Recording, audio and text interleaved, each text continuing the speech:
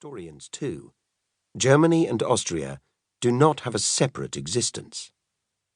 A.J.P. Taylor, who taught me so much about German history, persuaded me to consider both in unison, and for that reason the story of Winter begins in Vienna.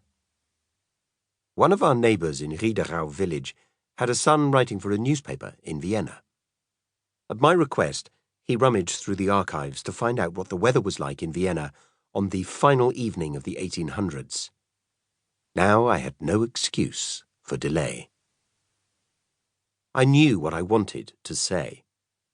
I had been planning it for years. My hesitation had come from the problems of continuity. In the beneficial absence of formal instruction in the skills of writing fiction, I found it natural to write sequences in real time. In my book, conversations and physical actions as depicted were apt to take about the same time as the reader took in reading about them. Of course, there were expansions and compressions, so that only the highlights of dinner-party chit-chat were necessary. Split-second reactions were expanded to encompass thought and reactions. But now I was going to relate the events of 50 years. I faced many problems I never even guessed about. Somerset Maugham, a writer I much admired, would often write in the first person of a man who observed the events of which he wrote. Maugham's voice was apt to bridge his narrative with, "It was 3 years before I was to see either of them again, and it was in very different circumstances." As a reader, I rather delighted in this voyeur writer, but I didn't feel confident enough to use such leaps in time. And the frantic pace of German history would not survive a leisurely survey. I sought advice from my literary agents, Jonathan and Anne Clowes, the most widely read friends I have, and examined several family saga novels, old and new. There was a lot to learn. More than once I decided to abandon my project, but while I was sorting and sifting my research notes, the solution became evident. I would eliminate connective material. My chapters would be brief human interactions like flashes of lightning illuminating long nights of darkness. This format would require careful selection of material so that each chapter provided a vital link in the story. And yet Winter must not be a history book. It had to be an interesting and emotive story of a family living through Europe's nightmare past. I returned to Vienna.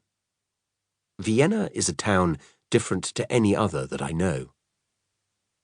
The small central area is defined by the Ringstrasse, around which, according to his son, the amazing Sigmund Freud marched at a terrific speed almost every day.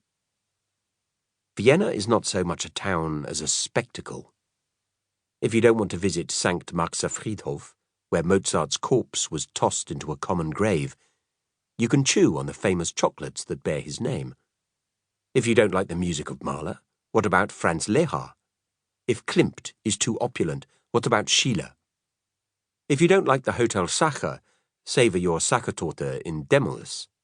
If you don't fancy Graham Greene's sewers, seek Harry Lime on the big wheel in the Prater.